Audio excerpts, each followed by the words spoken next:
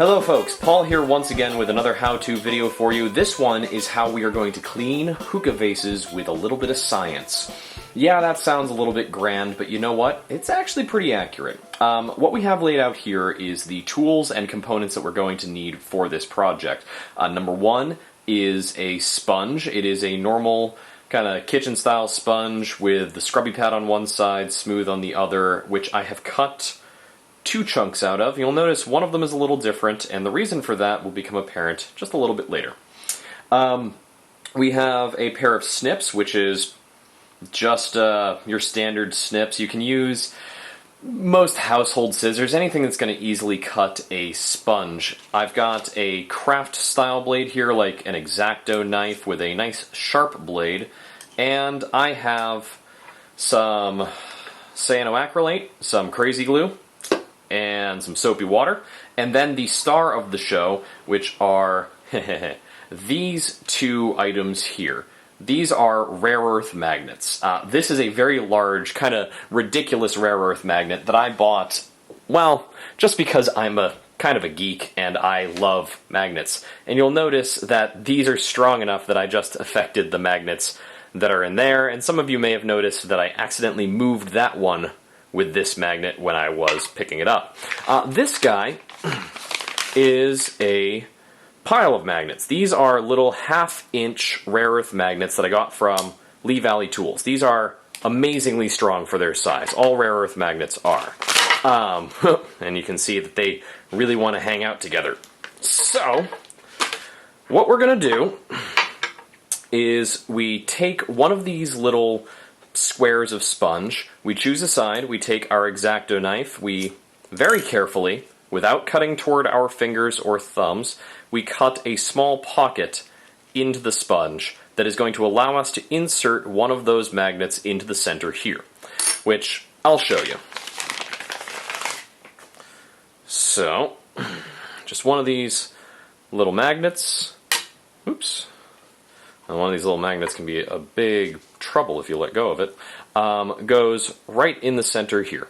That's it. Seems pretty simple.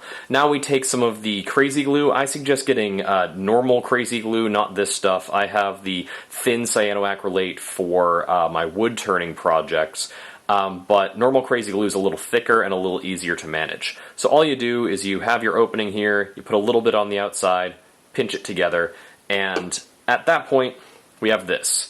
This is where the pinch is, this is where the seam is, it's nicely sealed up and it's not going to come open.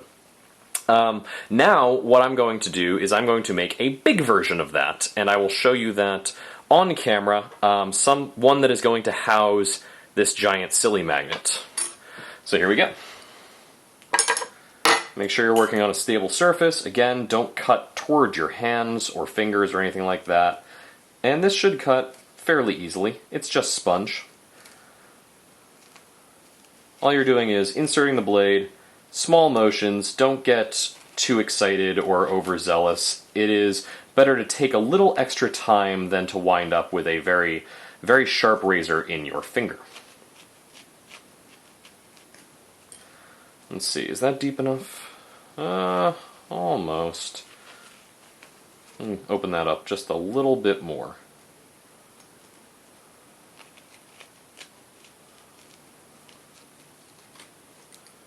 Okay, make sure to cap your blade, put that to the side.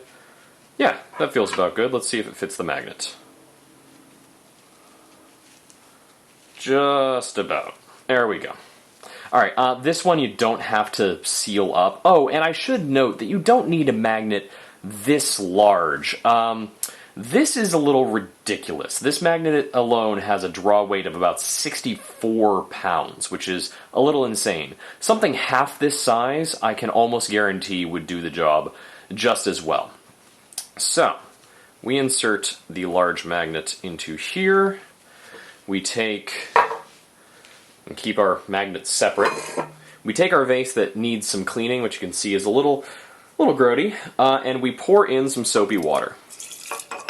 You don't need much, just enough to coat the inside, shake it up, get some bubbles going. And what we're going to do is we're going to drop this Make sure I'm in frame. Yes. We're going to drop this sponge into the neck, and we're going to move it around with the larger one, which you can see they attract each other quite well. So, I'm actually going to face the scrubby side toward the inner wall. Let's get this in frame, just like that, so that the scrubbing is actually happening against the vase. And now I'm going to carefully, because there's a lot of force going on here, place this one, smooth side, against the vase where that other magnet is. And you'll see that they hang out together and they like to be friends.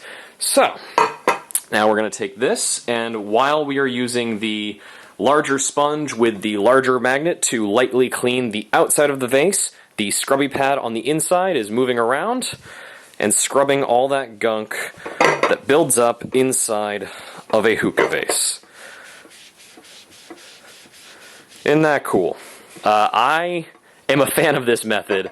I think it's really cool. It really helps to get into those little spaces. If you have a small vase or some kind of vase with a bunch of nooks and crannies, like this one is a bell-style vase that has this lip here, getting into those corners can be really annoying. All you do there is you get a smaller magnet for the interior and a larger magnet for the exterior, and you cut a smaller piece of sponge, and you make it something that can get into those crevices. And that's it.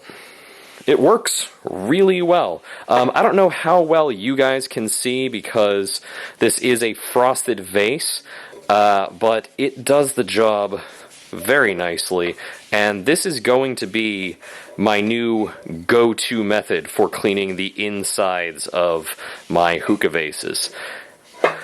Something that you do want to consider is if you have a painted vase or a vase with any kind of paint or design on the outside, scrubbing the outside can take that paint off and can scratch up your design. That is why I do not suggest using the scrubby side. I do suggest using the smooth side, and if you're really, really concerned, say you have one of those vases that has a bunch of glitter on the outside, I suggest for that you take the guiding magnet in hand, hold it like this, with the thumb and tips of your fingers protruding beyond the magnet by, I don't know, a quarter inch or so, it depends on the strength of the magnet, and use that.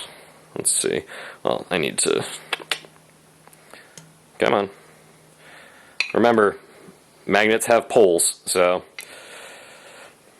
There we go. And using the sponge and magnet like this, this helps you avoid scratching up your paint and the exterior of your vase. Do understand that if you let this go, this is quite the solid magnet, and it is going to come at the other magnet with a fair bit of force. So, I mean, let's see. You know what? I'm not going to test that, because I like this base. But if you let these magnets collide, they could cause some damage, not only to your vase, but if they're not in the vase, they could cause some damage to each other. And that's about it. So I hope you guys enjoy this little how-to. I hope it helps you out. I hope it helps you to clean your vases in a new and interesting way, using just a little bit of science and some magnets.